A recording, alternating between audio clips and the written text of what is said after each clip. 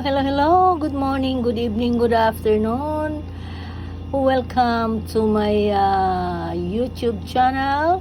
This is G Ponong Mix Vlogs. At nandito ako para i-share ko sa inyo paano ang paggawa ng thumbnails gamit ang CapCut. Pero bago po ang lahat, paki-subscribe po, paki-click po ng pin sa baba. Paki-click po ang subscribe and then paki-click na rin ang bell para updated po kayo sa lahat ng aking mga videos. Okay? And thank you in advance. So ngayon ituturo ko po sa inyo paano ang paggawa ng thumbnails gamit ang CapCut. Lights. Camera. Okay? And thank you in advance. So ngayon ituturo ko po sa inyo paano ang paggawa ng thumbnails gamit ang CapCut. Una po, pupunta po tayo sa Chrome. Ayan, hanapin po natin sa ating cellphone o laptop ang Chrome. Actually, cellphone lang po ang gamit ko ngayon, kaya pasensya na po. Ayan ang ating Chrome. Ayan po. Click natin ang ating Chrome. And then, itype po natin ang Canva. Sa Canva po tayo maghahanap ng ating thumbnails on how to how to use thumbnail using Canva. So ayan po na-click na natin ang Canva. So kasi may mga bayad siya, kaya pupunta po tayo dito sa free templates. So click natin ang free templates. Free templates. Ayan. Pasensyahan nyo na po, mahina ang ating signal. Ayan, pagdating nyo sa free templates, click nyo lang dito sa taas ang thumbnail on YouTube. Ayan. So, lalabas po dyan ang mga thumbnails at pipilian nyo lang po sila kung alin ang gusto mong thumbnails. Okay, ayan. Nagsilabasan na po ang thumbnails. So, pipili lang po kayo dyan kung alin ang gusto ninyong thumbnails. Naka-size, ang mga sizes na yan ay naka-fit na po sa ating YouTube. So, ito pong may Pro, huwag nyong i-click yan kasi may bayad po yan. Yan, may mga Crown Pro.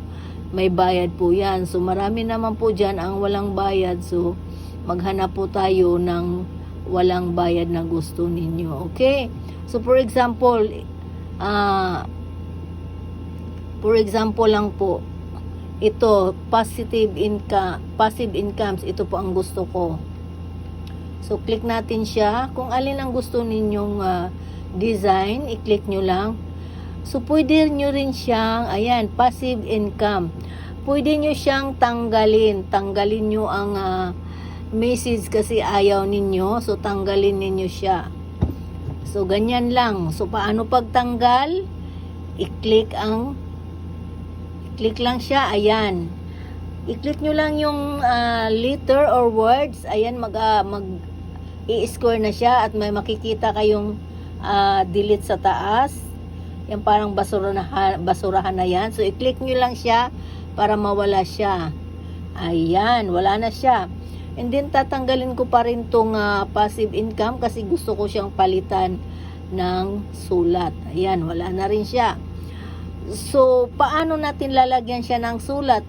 Pwede rin siyang lagyan dyan sa baba. May text siya dyan sa baba. May nakalagay na text. Ayan. May nakalagay pong text sa baba. Ito po. Pero ayaw ko dyan maglagay. Kaya i-download ko na lang siya. Dadalhin ko na lang siya sa CapCut. So, paano dalhin natin sa CapCut? I-save na po natin siya. May makikita po kayo dito sa taas na 3 dot. Ito po, nasa taas po. Nasa taas. Pipindutin lang natin i-click natin yung 3 dot sa taas para po ito po, nakikita nyo. Ayan. Ayan po. 3 dot sa taas. I-click po natin siya para ma-download po natin. Okay? Ayan. Tapos hanapin nyo po ang download dyan sa baba. Ayan po, dito po ang download. Ayan po, download sa baba. So, i-click natin yung download para mag-download na siya. Ayan. Unti-unti na po siyang magda-download. I-click nyo pa rin yung download sa baba, yung naka-blue. Ayan, download sa baba. Para complete download na siya. So, i-click natin. Ayan. Ayan, yung magda-download na yan siya. Ayan, nag-download na nga siya. So, ngayon, you've got your design. Pindutin natin. You've got your design. So, i-open natin sa taas. Ayan, nandyan na yung design ninyo. So, kung gusto mo pa siyang kung saan mo siya dadalhin, i-click natin ang open with. Open with. Ayan, may magpipilian tayo dyan sa baba kung anong gusto mo. Pero, kung gusto mo, i-screenshot mo na lang siya.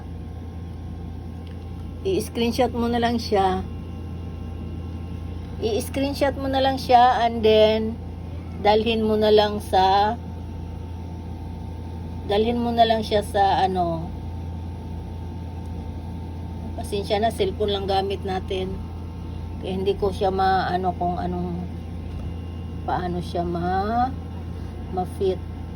Ayan, screenshot nyo na lang siya para dalhin nyo sa CapCut. So, ngayon, ang gagawin natin is screenshot.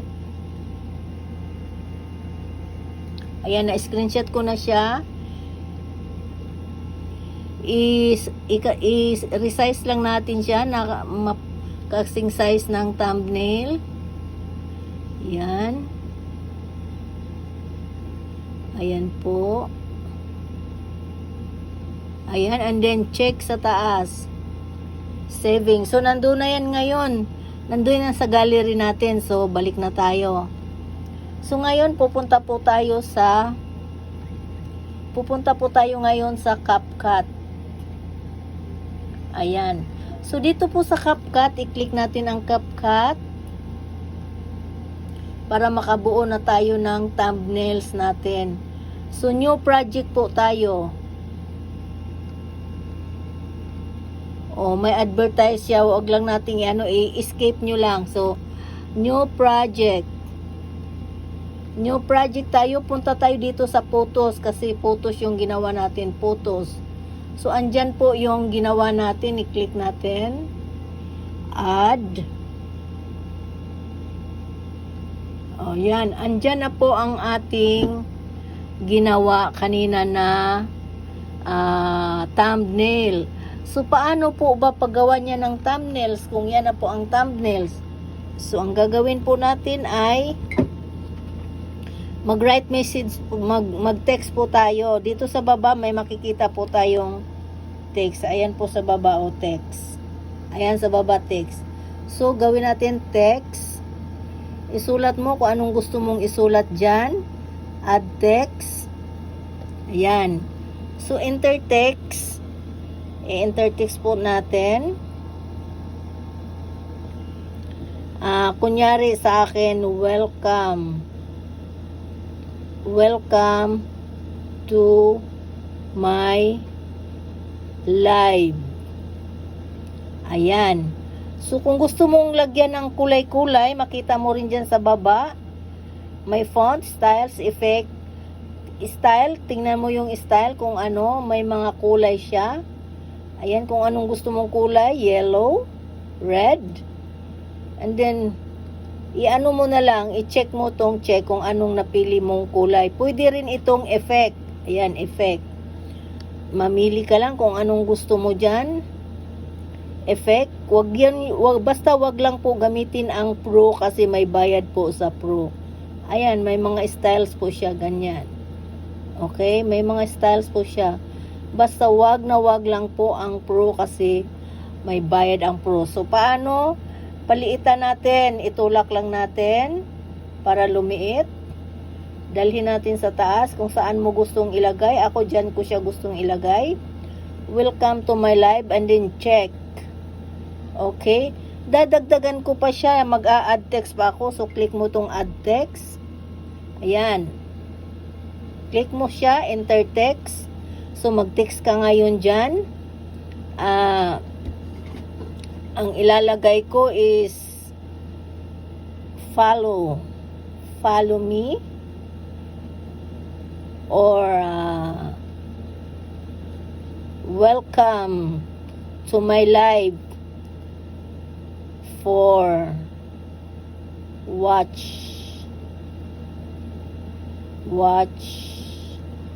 hour.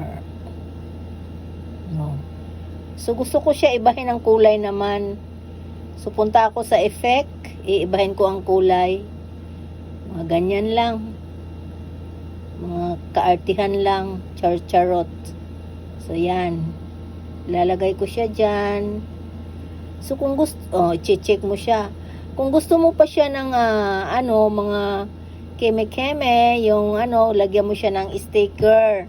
Ayan, pindutin mo yung sticker sa baba. Type mo ang subscribe.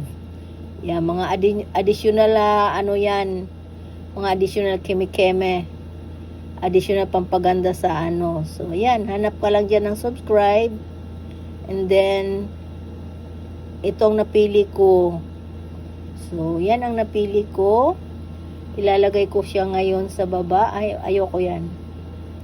So, itong napili ko, kasi napili kong is, ayan, subscribe. Andyan na siya. Then, pindutin mo yung cancel para mapin siya dyan. And then, maglalagay pa ulit ako ng sticker. Gusto ko pa yung YouTube. Search mo lang siya. Ayan, lumalabas dyan ang mga YouTube channel. YouTube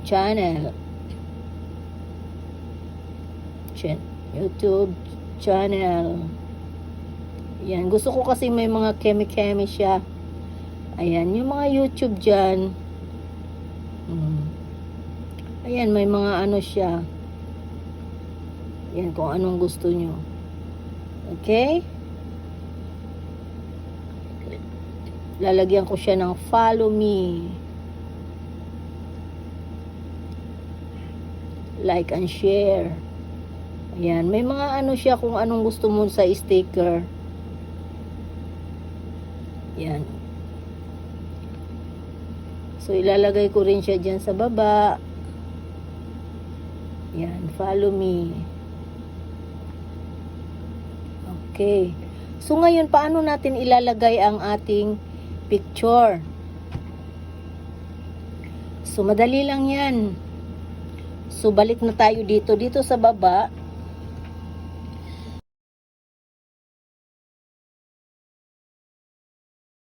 Dito sa baba, balik tayo. Ayan. Pindutin natin to para makabalik tayo sa pinakauna.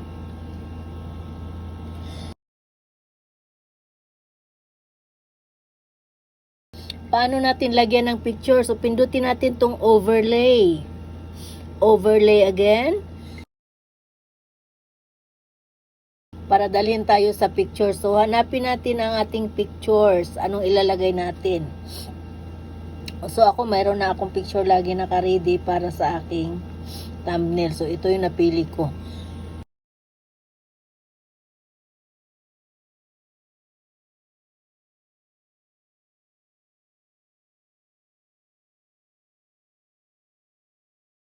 Then, kung may napili ka na, may pinindot ka na, add lang. And then, ayan, nandyan na yung picture mo. So, gusto ko maging bilog siya. Paano ang gagawin ko? Kasi naka-square siya. So, hanapin natin sa baba. Ayan, urong-urong mo lang. Hanapin natin ang mask. Hanapin natin ang mask. Ayan po, nakita ninyo ang mask. Ayan po ang mask. Ayan po ang mask. Click natin ang mask. Ayan. So, pag-click mo sa mask, may mga shape siya dyan nakikita ninyo. I-click nyo po yung bilog. Ayan. So, nabilog na siya. Anong gagawin ko? Bakit mukha lang? Wala yung nakasulat. So, gamitin natin sa pag-spread ang ating mga makapangyarihang kamay. Okay? So, ganyan lang siya. Spread mo para lumabas ang Pag wala namang sulat yung ano mo, pag wala namang nakasulat yung pictures mo, mukha lang, pwede na yun siya. Lakihan mo lang siya konti. So, ayan na, nakita nyo na, lumabas na yung ano. So, paano ko siya liliitan? Siyempre, itutulak lang natin. Itutulak lang natin. Yan.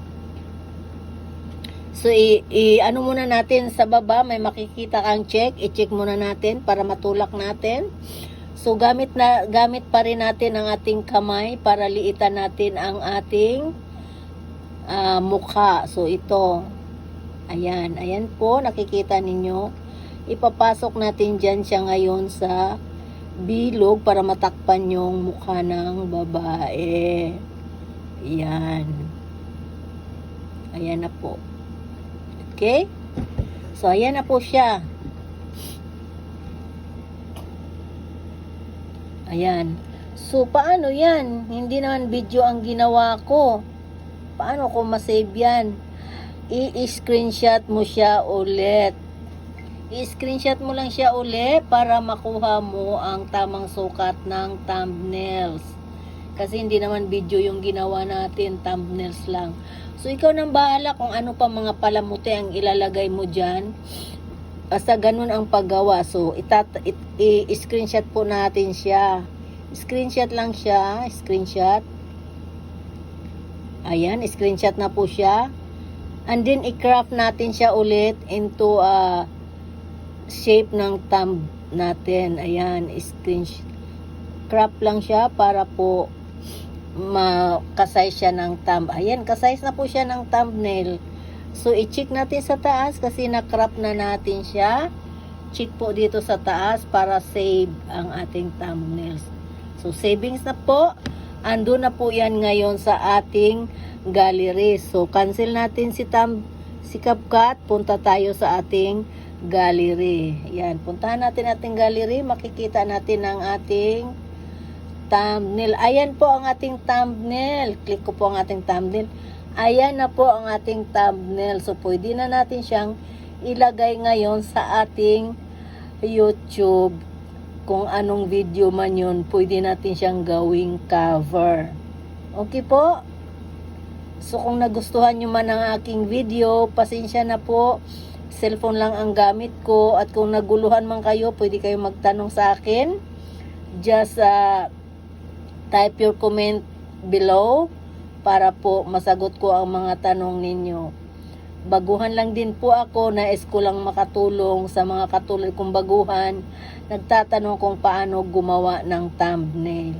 So, ito na po ang ginawa ko at pasensyahan na po ninyo kung medyo hindi clear sa inyo. Basta type your comment below. Tanungin nyo lang ako para masagot ko kayo. Okay? Thank you for watching and thank you for staying with me. God bless us all. Bye-bye.